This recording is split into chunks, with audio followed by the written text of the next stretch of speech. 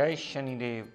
प्रिय दर्शकों, मैं राजेश जोशी आपका ज्योतिष जागृति केवल सत्य कार्यक्रम में आज फिर से स्वागत करता हूं।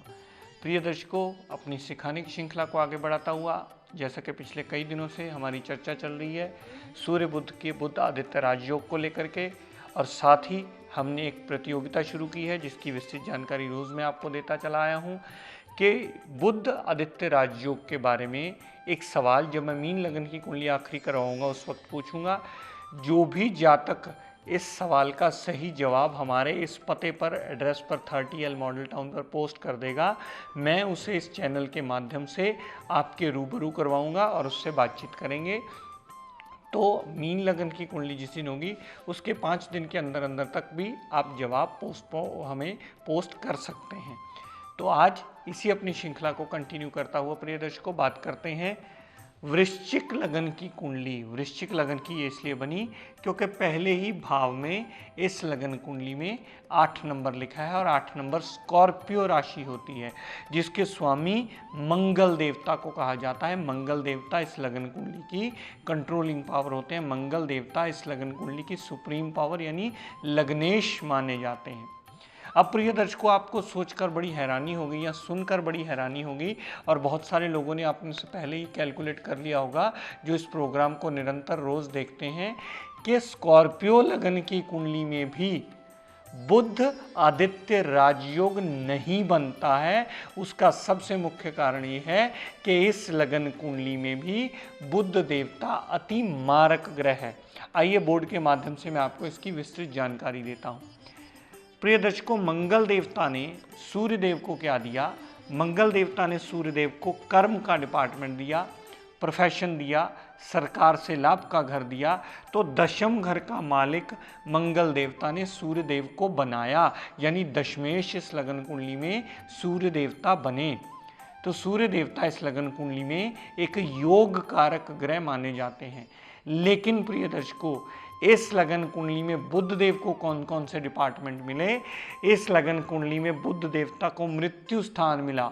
ऑब्स्टेकल्स, टेंशन, डिप्रेशन, ये सारी चीज़ें दिक्कत परेशानियों का यानी त्रिक भाव का मालिक बुध देवता को बनाया। और बुध देवता को 11वें भाव का मालिक बनाया। 11वां भाव आपके लाभ का, आपके बड़े भाई बहन का, छोटी मोटी हेल्थ प्रॉब्लम्स का। तो 11वें भाव का मालिक बुध देवता बने और अष्टम भाव के मालिक बुध देव बने, जो कि लग्नेश मंगल के यानी आपके शरीर के ही अति शत्रु हैं। तो जो ग्रह आपके शरीर का ही अति शत्रु हो प्रिय दर्शकों, वो आपको कोई योग कैसे दे सकता है? हो सकता है बुध देव 6, 8, 12 में ही पड़े हों और कहीं विपरीत राजयोग की स्थिति में आ जाए। हो सकता है बुध देवता विपरीत राजयोग की स्थिति में आकर डिग्री वाइज उतने बलाबल में आकर अपनी दशा अंतरदशा में अच्छा फल देने में आपको बाध्य हो जाएं। लेकिन प्रिय दर्शकों, उनके साथ उनकी युति बनाकर अगर सूर्य देवता बैठे होंगे तो कभी भी इस लगन कुंडली में बुध आदित्य राजयोग बनेगा ही नहीं, क्योंकि बुध देवता अति शत्रु माना जाता है मंगल देवता का। बस एक विपरीत राजयोग की कंडीशन अलग है, उसे अभी आप फिलहाल साइड पे कर दीजिए। अभी सिर्फ आप बुध आदित्य राजयोग की व्याख्या समझ लीजिए। मंगल देवता ने सूर्य देव को दशम घर का मालिक बनाया और मंगल देवता ने बुध देवता को 8वें घर का और 11वें घर का मालिक बनाया, जो कि इस लगन कुंडली में अति मारक ग्रह बना। अति मारक ग्रह बहुत कम कंडीशन में या सिर्फ एक विपरीत राजयोग की कंडीशन में ही अच्छा फल देने में सक्षम होता है, अन्यथा मारक ग्रह सदैव मार्कित्व के ही रिजल्ट देता है जब तक उस पर कंडीशन अप्लाई ना हो। और सूर्य देवता अगर बुरे घर में चले गए बुध के साथ विपरीत राजयोग की स्थिति बनाते हुए, तो सूरज देवता अपनी दशा अंतरदशा में सदैव आपको प्रॉब्लम्स देते ही मिलेंगे, सदैव दिक्कत परेशानियां देते ही मिलेंगे। तो कैसे हम इस लगन की कुंडली में भी बुध आदित्य राजयोग का व्याख्यान कर सकते हैं, जबकि बुध देवता अति मारक है और उसकी दशा अंतरदशा अगर विपरीत राजयोग की स्थिति में ना आए तो सदैव जातक को मृत्यु तुल्य कष्ट देती है।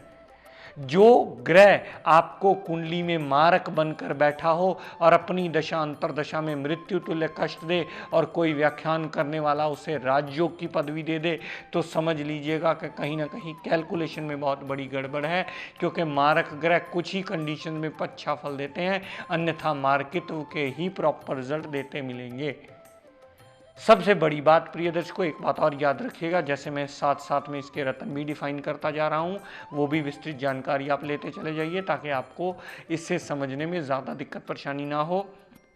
इस लगन कुंडली में अगर सूर्य देवता किसी अच्छे भाव में प्लेस्ड हों और डिग्री वाइज बलाबल में कम हों, तो अपने कामकाज को अच्छा करने के लिए सूर्य देवता का रतन माणिक सदा धारण किया जा सकता है।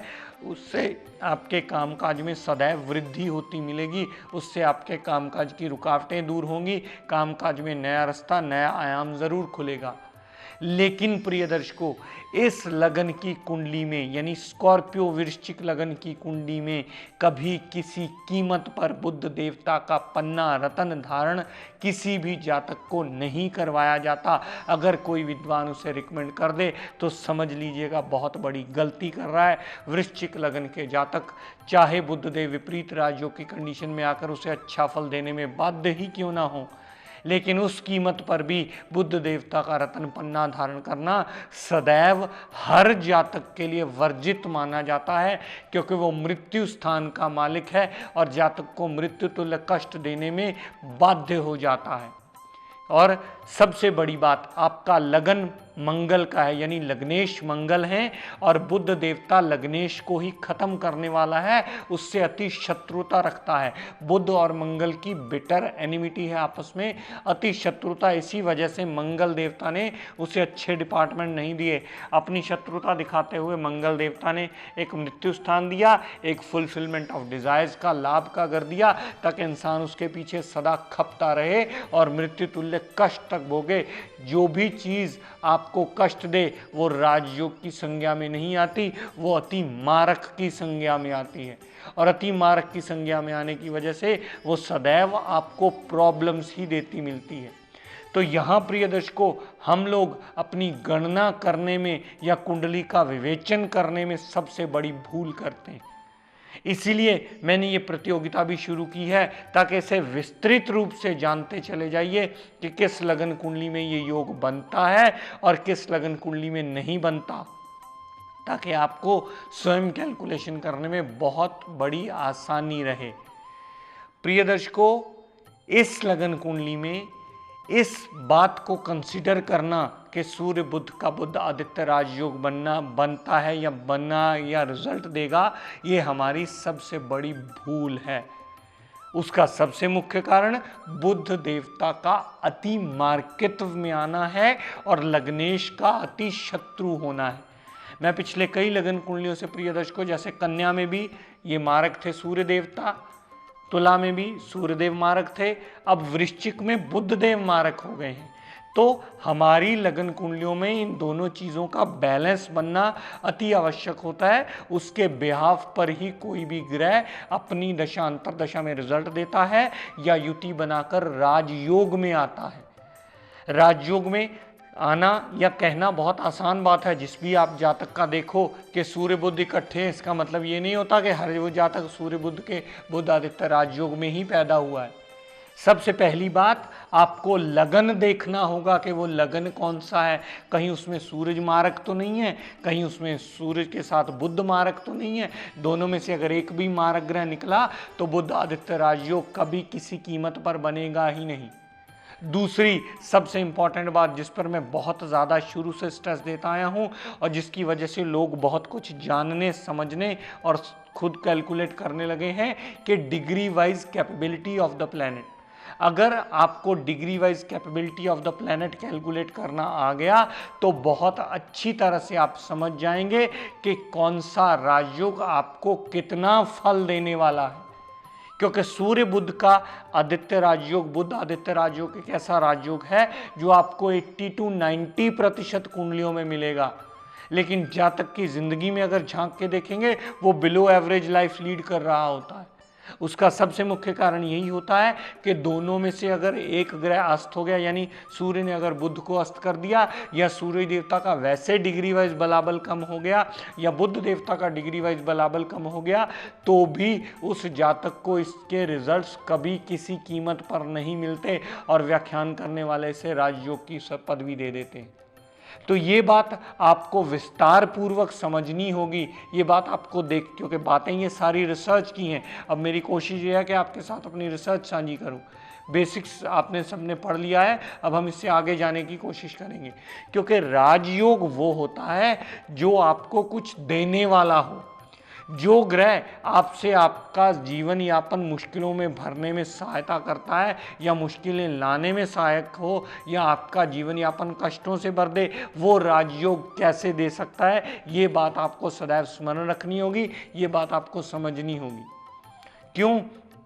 सबसे मेजर बात ये होती है कि कौन सा लगन है, कौन से लगन की कुंडली है, उसमें जिस ग्रहों के दो योग की बात कर रहे हैं उसे कौन कौन से डिपार्टमेंट मिले हैं, और लग्नेश के साथ उसका क्या रिलेशन है।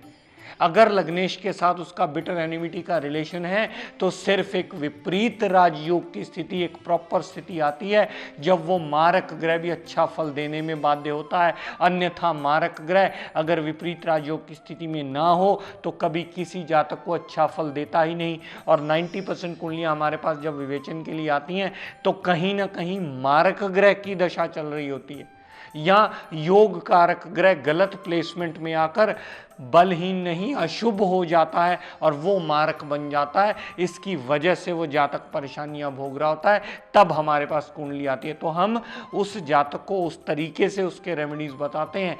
ये बात सदैव स्मरण रखनी होगी कि मारक ग्रह विपरीत राजयोग के अलावा सदैव मारक रहता है, और योग कारक ग्रह अगर इल प्लेस्ड हो जाए, यानी 6, 8, 12 में चला जाए, या नीच का हो जाए, या अस्तवस्था में आ जाए, तो वो भी योग कारकता की दशा अंतरदशा में अच्छे फल नहीं देता।